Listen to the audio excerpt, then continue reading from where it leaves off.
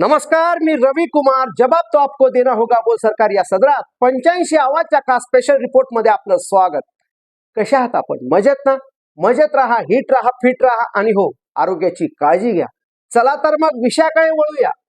आजचा विषय आहे शिवसैनिकांनो, महाराष्ट्र विधिमंडळाच्या अर्थसंकल्पीय अधिवेशनात ज्या वेळेस काल मुख्यमंत्री देवेंद्र फडणवीस यांनी सबंध मंत्रिमंडळाचा पाणउतारा केला, मला नवल वाटलं.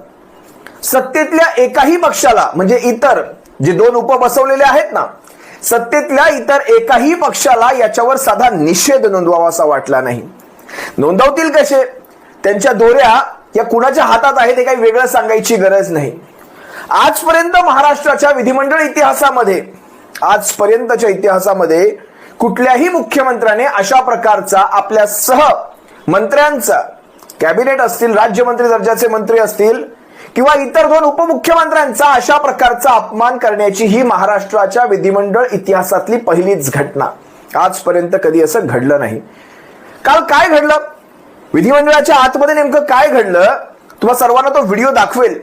पण इतकी बेशर्मी आणि एखाद्या मुख्यमंत्र्याने हे अशा प्रकारचं स्टेटमेंट का करावं? स्वतःचं फक्त महत्व दाखवून देण्यासाठी, किंबहुना मागच्या 2.5 वर्षामध्ये ज्या पदावर मी नव्हतो, ज्या पदावर मला यायचं होतं, त्यासाठी तुम्हा दोघांना जे मी आणलेलं आहे सोबत एक विशिष्ट किंमत देऊन, हे सगळं दाखवून देण्याची, बोलवून दाखवण्याची, तेही पटलावर येऊन. म्हणजे विधिमंडळाचं प्रत्येक काम हे लिखित स्वरूपातलं असतं, प्रत्येक गोष्ट ऑन रेकॉर्ड असते. तिथे रेकॉर्डवर बोलली गेली. काय बोलली गेली तुम्हाला वाचून दाखवतो, त्यानंतर तो व्हिडिओ दाखवतो. मंत्र्यांचं काहीच अस्तित्व नसतं. काय म्हणाले? ज्यावेळेस मुख्यमंत्री हा सभागृहाच्या आतमध्ये असतो, कॅबिनेटच्या बैठकीत असतो, त्यावेळेस मंत्र्यांचं काही अस्तित्वच नसतं. त्यांच्या शब्दाला कवडीची किंमत असते, त्यांच्या असण्यालाच कवडीची किंमत असते. शब्दाचं काय घेऊन बसलात? मंत्र्यांचं काही अस्तित्व नसतं. वाह रे मुख्यमंत्री वाह. आजवरच्या महाराष्ट्राच्या विधिमंडळ इतिहासातली ही पहिली अशा, आजवर एवढी सरकारं पाहिली, मी म्हणेन महाराष्ट्राच्याच नाही, इतर कुठल्याही राज्याच्या त्या विधिमंडळ इतिहासातली अशी घटना असेल की अशा प्रकारचा एखादा मुख्यमंत्री आपल्याच मंत्रिमंडळाला अशा प्रकारे बेइज्जत करतोय. बघा, जे खरंय ते खरंय. जेव्हा एखाद्या कॅबिनेटमध्ये मुख्यमंत्री उपस्थित असतो, त्यावेळेस इतर मंत्र्यांचं काहीच अस्तित्व नसतं. आणि हे बोलत असताना त्यांनी दाखला दिला एकनाथ शिंदेच्या त्या 2.5 वर्षाच्या काळातला. मला वाटलंच होतं हे वारं कुण्या दिशेने वाहतंय, हे पाणी कुण्या दिशेने वाहतंय, हे दाखवून द्यायचं होतं त्या 2.5 वर्षामध्ये.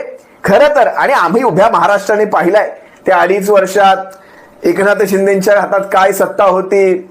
आणि ते दोऱ्या, आमच्या घाटावर त्याला चऱ्हाट म्हणतात. आता इतर महाराष्ट्रात काय म्हणतात माहिती नाही, पण ते चऱ्हाट म्हणतात. दोरखंडाला चऱ्हाट म्हणतात. मी चऱ्हाट हाच शब्द मला योग्य वाटतो. ती चऱ्हाट कुणाच्या हातामध्ये होती हे आम्हाला काही वेगळं सांगायची गरज नाही. जरा एकदा हा व्हिडिओ पहा, देवेंद्र फडणवीस काय म्हणाले होते. मंत्र्याचं काही अस्तित्व नसतं मुख्यमंत्री असताना. नाही, जे खरं आहे ते खरं आहे.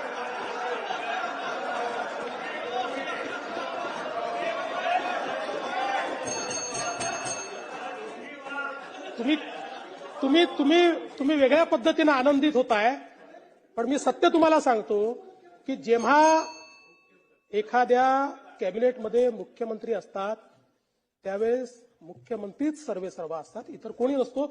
मी जेव्हा उपमुख्यमंत्री होतो, मी जरी उपमुख्यमंत्री होतो तरी एकनाथ शिंदे साहेबच सर्वेसर्वा होते आणि त्यांच्या अंदरच मी काम केलेलं आहे.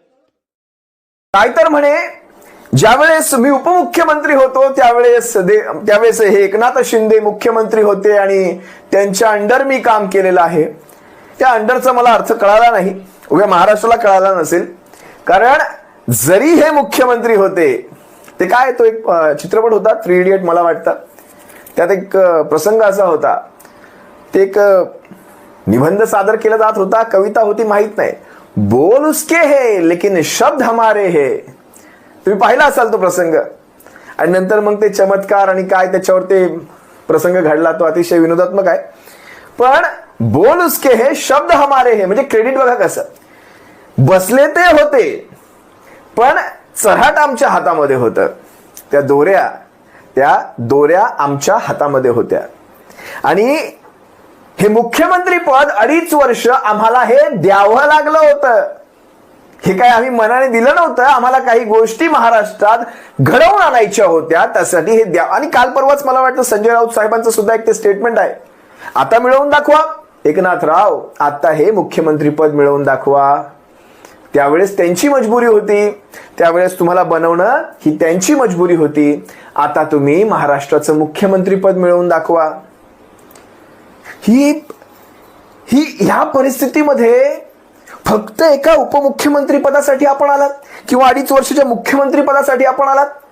मला खरं तर हा माझ्या विषयाचा म्हणजे विषयांतर होतंय थोडं, पण मी कधी कधी राहुल मनाला प्रश्न विचारतो, एवढी मोठी भरभक्कम माझी शिवसेना आज कुठल्या परिस्थितीला आणून ठेवली? आजपर्यंत महाराष्ट्राच्या इतिहासात भारतीय जनता पक्षाच्या एकाही अशा नेत्याने असं एखाद्या मंत्र्यांना बोलावं, एखाद्या मंत्रिमंडळाला बोलून दाखवावं आणि शिवसेना आतमध्ये बसलेली असताना कशा प्रकारे समाचार घ्यायची, म्हणजे कुणाची टाप नव्हती महाराष्ट्राच्या मंत्रिमंडळामध्ये असं बेलगाम बोलण्याची. आता बघा, महाराष्ट्राचे 2 महत्वाचे पक्ष याचसाठी फोडले गेले होते. आम्हाला फक्त सत्तेमध्ये यायचंय, या ना त्या मार्गाने सत्तेमध्ये यायचंय. त्यासाठी पक्ष फोडो काय, कुटुंब फोडो काय, आम्हाला काय घेणं देणं आहे. ते संजय राऊत साहेब अतिशय योग्य म्हणाले होते, एकनाथ शिंदेंनी आता पुन्हा मुख्यमंत्री बनवून दाखवावं. याचसाठी भारतीय जनता पक्षाने केला होता हा अट्टहास, तुम्हाला मुख्यमंत्री बनवण्यासाठी. तुमचा पक्ष, तुमचा गट मोठा करण्यासाठी भारतीय जनता पक्षाला एवढा पुळका आला होता शिंदेचा आणि शिंदेच्या गटाचा, की त्यांना मोठा करण्यासाठी भारतीय जनता पक्षाने एवढं मोठं हृदय दाखवलं आणि तुम्हाला मुख्यमंत्री केलं. ही भारतीय जनता पक्षाची गरज होती आणि तुम्ही भारतीय जनता पक्षाची गरज भागवलीत. मी मागे एका माझ्या व्हिडिओमध्ये म्हणालो होतो, इतरांची गरज भागवण्यासाठी किंबहुना इतरांची थंडी भागवण्यासाठी आपल्याच घराला काडी लावायची नसते. इतरांची थंडी भागेल पण परतण्यासाठी आपल्याकडे घर शिल्लक राहणार नाही. जेव्हा कधी वाटेल ना परतावा आपल्या घरामध्ये, आपलं घर शिल्लक राहिलेलं नसेल. बघा ना संजय राऊत साहेब काय म्हणाले होते, छगन भुजबळ हे महाविकास आघाडीकडून मुख्यमंत्री झाले असते, गणेश नाईकांसारखा नेता मुख्यमंत्री झाला असता, अजितदादा पवार मुख्यमंत्री झाले असते, नारायण राणेंनी भाजपात प्रवेश केला, मुख्यमंत्री परत झाले का? नाही झाले. त्यांना मुख्यमंत्रीपद फक्त शिवसेना देऊ शकते, लक्षात घ्या. एकनाथ शिंदेने आता मुख्यमंत्री होऊन दाखवावे, त्यांना भाजपात विलीन व्हावं लागेल, मर्ज व्हावं लागेल, काही काळ काढावा लागेल आणि मग कदाचित त्यांना नव्यानं उमेदवारी करावी. अगदी 2-3 दिवसांपूर्वीचे संजय राऊत साहेबांचे हे बोल आणि आज देवेंद्र फडणवीसांनी भर सभागृहाच्या आतमध्ये ऑन रेकॉर्ड ते जे म्हणाले होते ते अगदी स्पष्ट करून सांगितलं. म्हणतायत, मी असताना, मुख्यमंत्री असताना बाकीच्या मंत्र्यांना महत्व शून्य. मला खरं तर काही प्रश्न पडतात, जर मग हेच महत्वाचे आहेत तर मग हे बाजूला 2 बाहुले, ते 20 मंत्रिमंडळ, त्या मंत्रिमंडळाचं नाटक, ते कठपुतलीचा खेळ, तो भातुकलीचा खेळ, त्यांचा तो लवाजमा, त्यांच्या त्या गाड्या, त्यांचा तो प्रोटोकॉल, त्यांचे ते ताफे, त्यांचे ते हवाई विमानांचे खर्च, परदेशी सहली, त्यांचे बंगले, त्यांची नोकर चाकर, त्यांचे परिवार फिरवायला गाड्या. आम्हाला आमचा पैसा वर आलाय, आमच्या टॅक्सचा पैसा वर आलाय आम्हाला यांना फिरवायला. तुम्हीच महत्वाचे, तुम्ही एकटेच बसा, एकटेच मंत्रिमंडळाचे निर्णय घ्या. कशासाठी हा सारा आटाडोप? अनेक प्रश्न मी काहींच्या कमेंट सुद्धा बघितल्या. लोक काय म्हणतायत माहितीये, जर तुम्हीच एवढे महत्वाचे वाटता तर मग हे 2 पक्ष तुम्हाला कशाला पाहिजेत?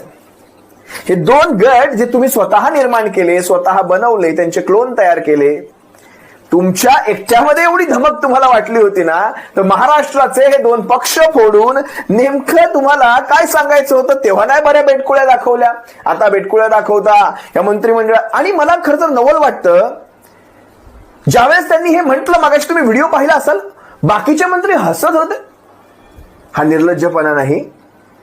आपल्याला बोललं जातंय, आपल्याला आपली अवकात दाखवली जाते आणि आपण त्याला हसतोय, त्या वाक्यांवर हसतोय. मला माहित नाही आपण हे कुण्या दिशेने चाललोय, पण मला अनिल परब साहेबांचा तुम्हाला एक व्हिडिओ दाखवायचा, अगदी कालचाच. योग्य म्हणाले, मुख्यमंत्र्यांनी म्हणजे एकनाथ शिंदे ज्यावेळेस मुख्यमंत्री होते त्यावेळेस त्यांनी काही योजना आणल्या होत्या आणि त्या योजनांना कशी कात्री लावली. देवेंद्र फडणवीस मुख्यमंत्री पदावर आल्यानंतर हा अनुभव आहे, हा लक्षात घ्या. म्हणजे ज्यावेळेस ते शिवसेनेत होते तेव्हाही त्यांना माहिती असेल, आज ते शिवसेनेत नाहीये तेव्हाही त्यांना कळत असेल. उद्धव साहेबांच्या योजनांनाही कशी कात्री लावली. आज विचार करा, देवेंद्र फडणवीसांचा जो प्रोजेक्ट होता समृद्धी हायवेचा, त्याला सबंध 2.5-3 वर्षांच्या कोविडच्या काळात सुद्धा एक नवा पैसा कमी पडू दिला नव्हता. सगळेच्या सगळे प्रोजेक्ट असेच्या असे चालू होते. म्हणजे भले केंद्राकडनं आपल्याला पैसा मिळत नव्हता तरी सुद्धा प्रोजेक्टचे पैसे थांबले नव्हते. आपण कधी कुठल्या प्रोजेक्टला कात्री दिली नाही.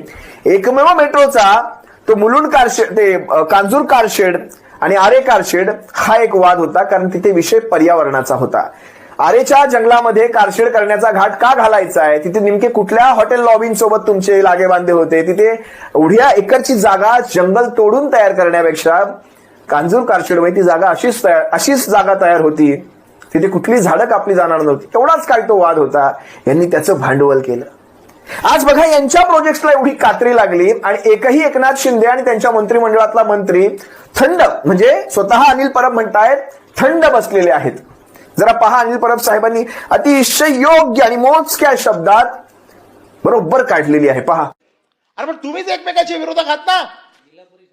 माजी मुख्यमंत्री एकनाथ शिंदे यांनी किती स्कीम आणल्या, किती स्कीम बंद करून टाकल्या तुम्ही. चांगल्या स्कीम आणल्या तुम्ही. रेकॉर्डवरती सांगतो आता कुठल्या कुठल्या स्कीम. मुख्यमंत्री तीर्थ दर्शन योजना चालू आहे असेल तर सांगा. मुख्यमंत्री आनंदाचा शिरा झाली, बंद आहे. माझी शाळा आनंदाची शाळा बंद. स्वच्छता मॉनिटर योजना बंद. योजना दूत बंद. एक राज्य एक गणवेश बंद. आपला दवाखाना चालू आहे. मी एवढीच देवाकडे प्रार्थना करतो की कधी तिकडे उपचारासाठी जाऊ नका. माझ्या घराच्या 4 बिल्डिंग सोडून ना आपला दवाखाना आहे. तिथे कोण बसतो माहिती आहे काय?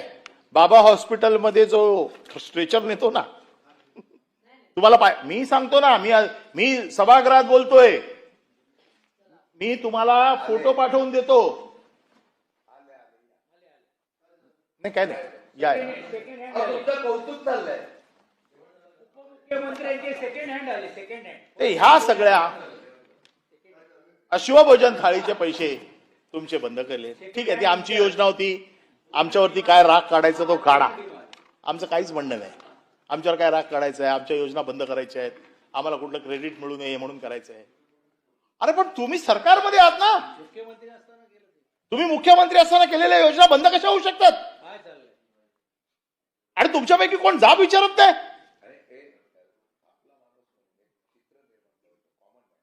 Common man, CM means common man, आणि कॉमन मॅनच्या सगळ्या योजना बंद, आणि कॉमन मॅनचे एवढे सगळे वाघ सगळे थंड बसलेत. ठीक आहे, आमच्यावरती टीका करता, आम्हाला काही घालून पडून बोलता, सगळं आम्ही ठीक आहे, आम्ही विरोधक आहोत. अरे पण तुम्ही, अरे गुलाबराव, मी बघितलेलं आहे गुलाबरावांना, मी गुलाबरावांबरोबर काम केलंय. असला झणझणीत माणूस. अरे कोणाची हिंमत होती, पुढे गाडी आणि मध्ये गडी. आयला गडी करून टाकलाय तुम्हाला. तो राजबिंड गडी होता, चला आता घरगडी केलाय की काय मला वाटायला लागलंय. एवढा अपमान झाल्यानंतर सुद्धा आता एकनाथ शिंदे या सगळ्या गोष्टींना उठाव, बंड, काय काय आणखी त्यांनी काही प्रेमळ नावं दिली होती, हीच नावं देणार आहेत का हे पाहावं लागेल. पण फक्त लाल दिवाच पाहिजे, डोक्यावर लाल दिवाच पाहिजे, अब्रूचं काय आहे. जर हेच अंतिम ध्येय असेल तर मग आपण याच्या बाबतीत काय म्हणायचं. असो, पण काल काहीही असे, म्हणजे कुठलेही इतर पक्ष सत्तेमध्ये असो, काहीही असो, म्हणजे आज ते असतील उद्या आपण असू, पण कुठल्याही मुख्यमंत्र्याने आपल्या मंत्रिमंडळाच्या विषयी अशा प्रकारचे उद्गार काढणे की मीच महत्वाचा, मुख्यमंत्री म्हणून, मान्य सर्व मंत्रिमंडळाचा प्रमुख म्हणून मुख्यमंत्री असतो, पण आपल्या अस्तित्वानंतर इतरांचं अस्तित्व शून्य, हे म्हणजे तुमच्या भारतीय जनता पक्षाची ही पद्धत असेल कदाचित. तुमच्याकडे फक्त तो केंद्रामध्ये जो अध्यक्ष सोडा, त्या अध्यक्षांची काय अवस्था आहे, उभा देश पाहतो. तुम्हाला एक व्हिडिओ दाखवतो, त्यांच्या अध्यक्षांची ज्यावेळेस निवड होते, मला एक अमित शहाचा आणि एक नरेंद्र मोदींचा व्हिडिओ दाखवतो. कशा प्रकारे अध्यक्षाला मेन फ्रेम मध्ये आलं की बाजूला घेतला, तर पहा.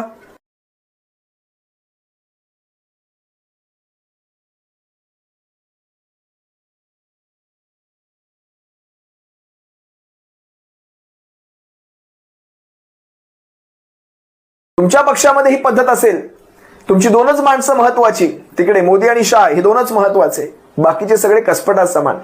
पण ती पद्धत तुम्ही राज्यांच्या आणि देशाच्या सर्वोच्च त्या सभागृहांमध्ये घेऊन येऊ नका, म्हणजे मिळवलं. इतकं